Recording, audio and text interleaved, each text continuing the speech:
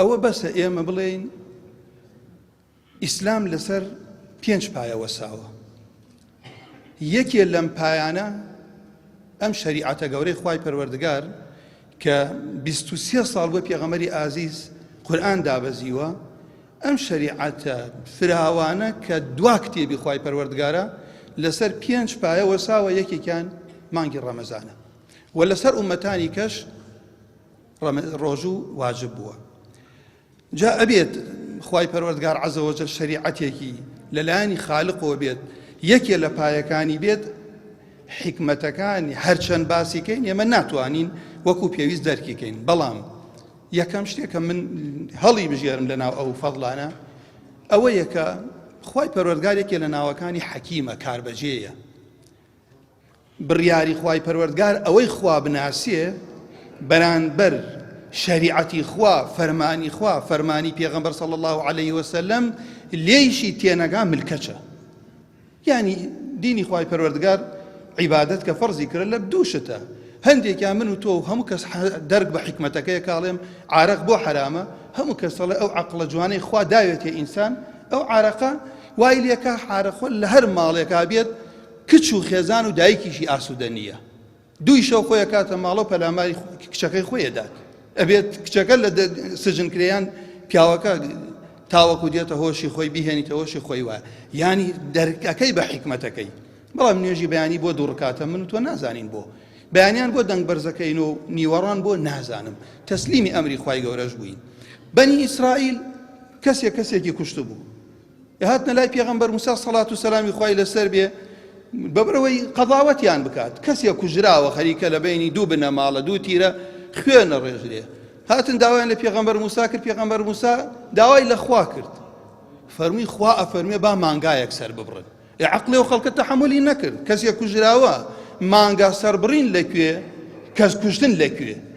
بەڵام ئەوەی خوا ئەیڵێت نەتیجە هەر ئەوەش مجرم کەشفەکات، مەزلومیش دەرئەخات و ئەوەش ئەدگەیەنێتە نەیجزە و خوا لێت ڕازیە بێ. لە کۆتاییە ئللا ئەبووە ئەو مانگایان کە قورسیان کرد لەسەر خۆیان سەریان بڕی. شتی گەورە کاتەکەی ئەوە نییە باسکرێ، شتی گەورە هەر ئیسپاتی مردووبوونەوە لەوە کە ئینسان بمرێ ڕاستە بێتەوە لەوێ بەرچاویان کەوت. ئەو کەسەی کە کوژرا بوو بە خوێنی ئەو مانگا خوای گەورە بە ئەمری خۆی زیندوی کردوەتی فڵان کەس منی کوشتووە. دەن کەوا بوو من لێی تێئەگەم لێی تێناگەم ڕەفزی نەکەم دینی خوای پەروەردگار بە عەقڵی خۆم بە سیاسەتی خۆم بە هەر قەزیەیەک بوو من تەسلیمە بە ئەمری خوا و پێغەمبەر. ئەمە مەبەستم چییە لێرە ئەیڵێم کەوا بوو حکمت لە مانگی ڕەمەزان یەکێک لە بابەتە گرنگەکانی ئەم نەفسەی کە دوو دوژمنی هێجگار گەورەی هەیە. سەرسەخت شەیطان کە لە مانگی ڕەمەزانیش ئەیبەستنەوە، دواتر هەندێک شت من ئیشارەت پێکەم. دووهەم نەفسمان. پێغەمبەری ئازیز صلی الله علیه وسلم لە یەکێ لە فەرمودەکانە پەناگرتنە خوای لە نەفسی خستوەتە پێش پەناگرتنە خوا لە شەیطان. فرمي اللهم إني أعوذ بك من شر نفسي وأعوذ بك من شر الشيطان وشركي ومن شر الشيطان وشركي. شرك أويك الشيطان بيت ماي أو إخوة أنا ما دا إنسان هاول بخوا بالريار دا شركي شي عين تلو دا وكاني كوابو أم نفسه قرآن نفسي بو كردين تسيا بشو نفسي كأتواني بكي ببال بشتو يارمكي درو ما مصاي خود لهر كي اشتكي خير بو لقل طابي نفسي مطمئنة لهر شوێنێ خێرێک ببینی تۆ دڵت ئاسوودەیە. قەت بێتاقەت نیت لە ئەوەی کە دراوسێیەک دۆستێک غەریبێک لە خۆشییا بژی لە سەرکەوتنا بژی لە دەوڵەمەنییا بژی مناڵی سەرکەوێ بۆ تۆ دڵت ئاسوودەیە بە ئەوەی کە خوا پێی خۆشە. ئەمەیان ماندووبوونی ئەوێ هەوڵی ئەبێت تا نەفسەکە دواد لێ بێ ئەو نەفسە لە هەر کوێ ئیتاعی خوا بوو ئەو لەو شوێنە دڵخۆشە. ئەگەر نەمتوانی وای لێ بکەم با ئەمارە بێ با ئەم نەفسەم بەدەست خۆم بێت. ئەگەر مەلائیکە نییە پێی ئەخلیسکی هەڵەیەکەکە زوو بگەڕێتەوە بەلای خوای پەروەردگار عەزە وەجەل. شەیطان تووشی شتێکی ئەکات زوو ئەو وا بێ بگەڕێتەوە بەلای خوای ئەمیشیان باشە. بەڵام ئەو نەفسە ئاگام لێ نەبێت خوا پەنامان بدات، خوا پەنامان بدات. یانی لەبەر ئەوەی یەکەم لە خۆتە وەکو هەندێک لە ئەهلی عیلم ئەڵێ خوا پەنامان بدا ئەگەر باوکێک دز کوڕەکەی خۆی لە دوکانەکەی دزی بکات زۆر ناڕەحەتە کەشفی کات. بۆ ئێڵێن دوژمنی ناوخۆ نەبێت دوژمنی دەرەوە سەر ناکەوێت. نەفس شەیطان لاوازە، شەیطان بەلاوخوا فەرمێ کەیدی ضعیفە، بەلاوازی ئێمە شەیطان بەهێز بووە. کەوابوو من کە نەفسم وای لێ هات ئەم نەفسم ئەممارە بسوء بوو، لە هەر شوێنێ خراپەیەک بوو نەفسم حەزکات لەو شوێنە بم، زۆر ناڕەحەتە ئینسان زاڵ بێتە سەر ئەو نەفسەیە. کەوابوو لێرە چییە؟ ئەبینیت مەسائلی نەفس کە لە خۆت بوو مەحبوبیشە، دوژمنێکی مەحبوبە، خۆش دەوێت داوای مەلەذاتی لێکات. لە مانگی ڕەمەزانە کە شەیطان ئەبەسترێتەوە نەفسەکەم لەگەڵمە ماوە. ئەم یەکێک لەو حکمەتانەی مانگی ڕەمەزان پێغەمبەر صلی الله علیه وسلم بەڕوونی بۆمان باسەکات خوا محتاجی ئەوە نییە ئێمە ئاو نەخۆین، خوای پەروەردگار محتاجی ئەوە نییە ئێمە نان نەخۆین. خوای پەروەردگار عەزە وەجەل ئەوەی لە ئێمە ئەوێمە لەم مانگی ڕەمەزانە یەکەم تەقوا فێربین، دووەم ئیخلاص، کە دواتر من ئینشاءڵڵا ئیشارەتێکی پێکەم. چۆن ئەو تا پێغەمبەر صلی الله عليه وسلم ئەفەرمێت إنما بعثت لأتمم مكارم الأخلاق. لەوە چێتۆم پێمان سەر بێ بڵێم هەموو ئاەتەکانە فەرموو هەموو پێغەمبەران خوای گەورە ناردوێتی بۆ یەکتاپەرستی و تەوحید. ئەم فەرمودەیش صحیحە، پێغەمبەری عەزیز فەرمێ صلی الله عليه وسلم کوایە ئینەما ئەداتی حەسرە، ئەم ناردنی من و ڕیسالەتی من کورتەڵێناوە لەسەر تەواوکردنی بەها بەرزەکان و ئەخلاقە جوانەکان و لە ڕیوایەتێکیشە فەرمێ صالح الأخلاقی. ئەڵێ باشە من تێناگیرێن لەگەڵێک، ئەڵێ نەخێر، لبرشي لبروي للروج قيامتيشا بيغمري عز فرمي صلى الله عليه وسلم ما من شيء أثقل في الميزان من حسن الخلق.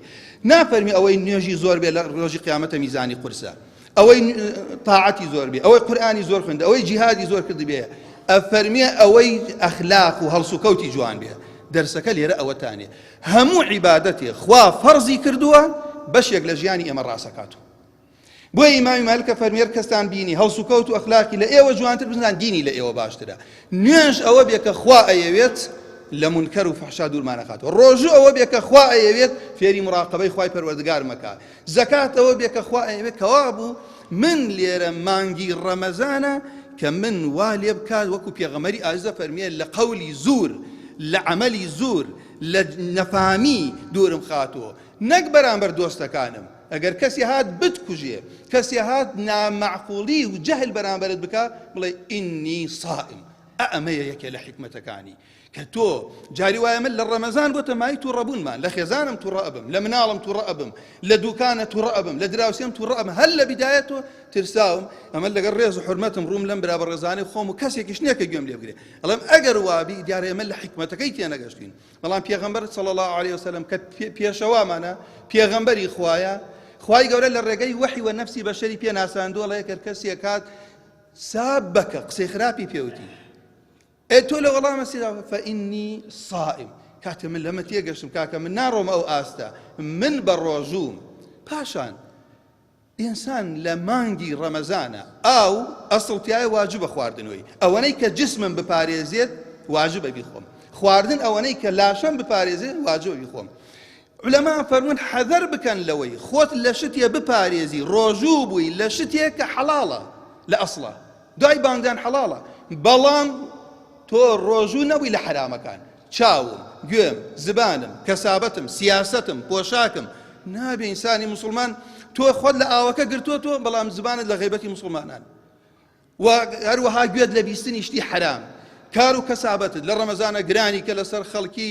ئەمە کەوا بوو ئەو ڕۆژۆ ڕۆژووەکە وەکو ئیمامی حەسەنی بەسری فەرمیێ من هەموو لاشەم بە ڕۆژوو بێ و ئاگام لە خوای پەروەردگار بێ عەزە وەجەل. ئەمە خاڵێکی کە بەختەوەری بەشەریەت کە لە ڕەمەزانە، ئەمە خاڵی گرنگی ڕەمەزانە.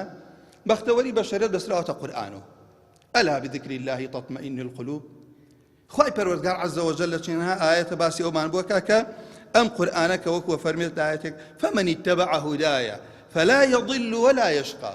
ابن عباس لە تەفسیرە مایەتە فەرمێ خوای گەورە زامنی کردووە هەر کەسێ شوێنی قورئان بکەوێ لە دنیا گومڕا نابێ، بەلا ڕێگە ناڕوە، لە قیامەتیش تووشی مەشەقەت نابێت.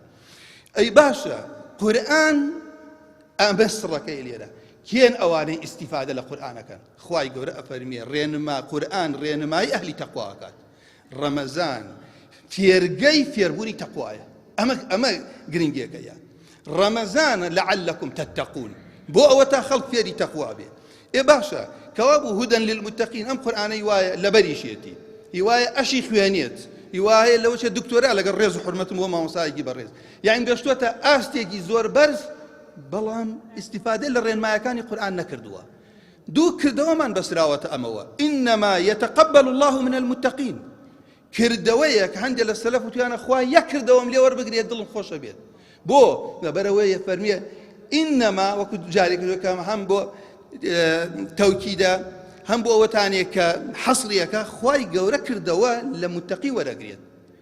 سێ زۆر کەڕەت ئێمە بەرچاومان ڕوون نییە، ئەبینی مامۆستا لە زۆر بوارە زۆر بلیمەتە، بەڵام حەق و باتڵ یەک ناکاتەوە. خوای ڕەب العالەمین فەرمی ئەی ئەوانەی ئیمانتانیە ناوە ئین تتقوا الله چیە فەرمێ یەجعل لەکم فورقانا.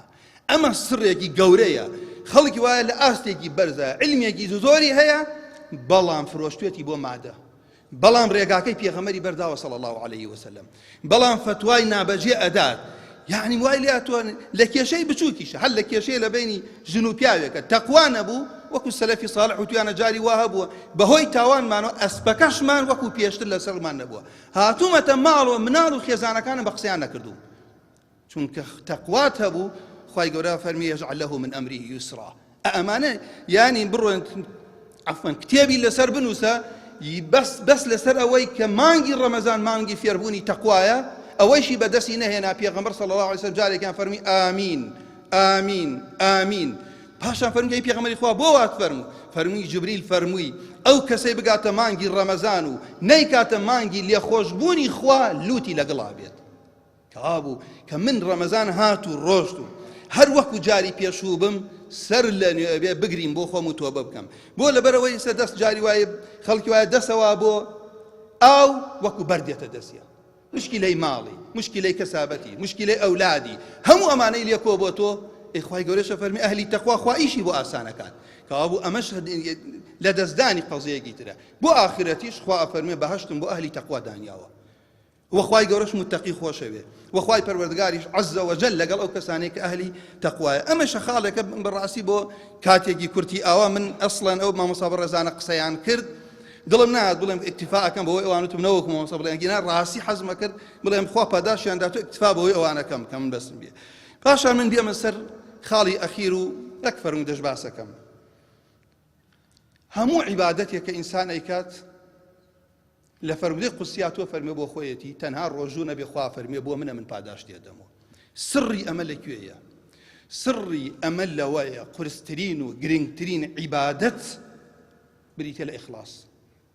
بۆ لەبەر ئەوەی ئیخلاس یعنی تەوحید، مەرجی وەرگرتنی کردەوەکانیشمان یەکەم خاڵی ئەبێ خاص بۆ خوا بێگینا خوا بێ پێویستە لەوەی خەڵکی لەگەڵ خوا هاوڵی بۆ دانیە. دوو ئەبێ موافقەی شریعەتی پێغەمبەر بێ صلی الله عليه وسلم. جا ئەم ئیخلاسە بۆچی قورسە براوەکە مامۆستا بەڕێزەکانم؟ ئەم ئیخلاسە قورسێکە لەوەی بەشی نەفسیتیانیە. مامۆستا سەید یا ڕەبی خوای گەورە بە شەهید وەری بگرێت، قسەیەکی زۆر شیرین و گەوراکە. ئەفەرمێت لن يصلح لحمل هذه الأمانة الكبرى من بقي في نفسي لنفسي أرب. شایستنی ئەمانەتی پێغەمبەرایەتی کەسانی هەڵیگرن بەشی نەفسی خۆیان مابێتەوە، ئەوەی بەشی نەفسی خۆی لە ئیشە مابێتەوە. من ئێستا بەشی نەفسی خۆمی تیابێ حەز ناکەم وتاری دوایم لەوەی من خۆشتر بێت، حەزەکەم خەڵکە گوێ لە من بگرە، حەزەکەم قسەی حەقەر خۆم بیکەم تا کۆتایی تر بێتە سەر ئەوەی کە ئینسان وای لێ دێت خۆی ببینێتەوە، خۆی محوەرە، بزانم خۆی دەوری چییە، نەک حەق لەکوێ کێ سەریەخات. جا لێرە لەکوێی سڕی ڕەمەزانە ئەمە دەرەکەوێت؟ چونکە نەفس هەندێشتی بۆ خۆیەتی، هەندێشتیش بۆ خەڵکی کات. و من لەم مزگەوتە ئاوا نوێژەکەم بۆ خۆم چاوم ئەگێڕم. پێغەمبەر صلی الله علیه وسلم ئاوا بۆی باس کردوین، کەسێک دێتە ژوورۆ هەر لەگەڵ ئەو هاتە ژوورۆ ئاوام کرد. ئەمە بۆ خوانیە. ئەم شاری سلێمانیە هەمووی بە پارەیەکێکمان ببێ بە مزگەوت و بە دەعوەی ئەمەش هەمووی خوای گەورە هیدایەتی بدات بۆ خوانەبوو لای خوا زۆر بچووکە بێتەوە، بەڵام ئاوی یان لەبەرێک بدە لە پێناوی خوا بەهۆی وت خاتە بەهەشت. ئەوە نە ئیخلاص یعنی خۆتت لەبیر نەبێتە نا بۆ خوای گەورە ئیشکی عەزە وەجەل. لێرە لە سڕی ڕەمەزان لێرە لەکوێ دەرەکەوێت؟ پێغەمبەری خوا فەرمێ صلی الله علیه وسلم، خوا فەرمێ الصوم لي وأنا أجزي به. بۆ لە ماڵە بە تەنهایی نەفست حەزی لە خواردنەکەیە، حەزی لە ئاوەکەیە، وانە یەک کەست لەلا نییە بە قسەی نەفست ناکەی. کەوا بوو تۆ هەستت بە ڕەقیبی خوا کرد بۆیە ئەمەشە گەورەترین پلەیە لە ئیسلامە کە ئیحسانە ئینسان ڕۆشتە هەر شوێنێ مناڵمانی ابن قەیمە فەرمێ فێری مەکەن کوڕم عەیبە ئەڵێ لە شارەکە دەرچوو عەیبە نامێنێ فێری کە کوڕم حەڵاڵە حرامە واجبە بڕواتە هەر شوێنێ حەڵاڵ و حرامەکە لەگەڵی ئەڕوات و آخر قسەشم من ئەوەیە یەکێ لە ئەصحاب طەلحەی کوڕی عوبەیدوڵڵا فەرمی خەوێکم بینی بڵێ لە خەومە بینیم دوو کەس هاتبوو دوو پیاو ئیمانیان هێنا یەکێکیان زۆر ماندوو نەناز بوو زۆر خۆی هیلاکە کرد بۆم ئیسلامە عیبادەتی زۆری ئەکرد ئەمری غەزا دەرچوو وەڵا ڕۆژ بۆ جیهاد و لەولاوە شەهید بوو ئەوی دووەمیان پاش ساڵێ وەفاتی کرد ئەفەرمێت لە خەومە لەبەر دەرگای بەهەشت وەسا بوو کەسێ لە بەهەشت هاتە دەرەوە ئەوەی کە پاش ساڵێ مرد شەهید نەبوو بردیە ژوورە بۆ بەهەشت پاشان هاتە دەرەوە شەهیدەکەی بردە ژوورە پاشان هات بۆ لای من وتی تۆ کاتت ماوە هێشتان فەرمی ئەم هەڵسام زۆر لەلام سەیر بوو ئەم خەوە ئەم پیاوە ئەوەنە ماندوونە ناز بوو ئەهلی عیبادەت بوو شەهیدیش بوو چۆن ئەویان لە پێش ئەو ڕۆشتە بەهەشت دەنگ و باس لەناو ئەصحاب بڵاو بووە خەبەر گەشتە پێغەمبەر صلی الله عليه وسلم پێغەمبەری خوا صلی الله عليه وسلم فەرمووی چی لەم باسە جێگای سەر سوورمانە بۆ ئێوە کەنەی پێغەمبەری خوا صلی الله عليه وسلم پیاوە شەهید بووە ئەم پیاوە ئاوا بۆ پێغەمبەری خوا صلی الله عليه وسلم فەرمووی ساڵێ لە پاش ئەو نەژیاوتیان بڵێ فەرمووی ئەدرەکە ڕەمەزانە فەصامە ڕەمەضان گەشتە ڕەمەزان و ڕەمەزان بە ڕۆژوو بوو فەزڵی ڕەمەزان هەر بەوە نییە کە ئینسان یعنی فەرمودەیە دوانسیان خۆتان نەزانن یعنی لە قورئان خوێندنیە لە سەدەقەکردنیە پێغەمبەری ئازیز صلی الله عليه وسلم لە تەراویحیە لە هەموو بابەتەکانی ڕەمەزانە خوای پەروەردگار بۆ خاتری ئیسمی عەظەمی خۆی لە فەضلی بێبەشمان نەکات خوای گەورە پاداشتی هەموو لایەکدا تۆ أقول قولي هذا واستغفر الله لي ولكم سبحانك اللهم وبحمدك أشهد أن لا إله إلا أنت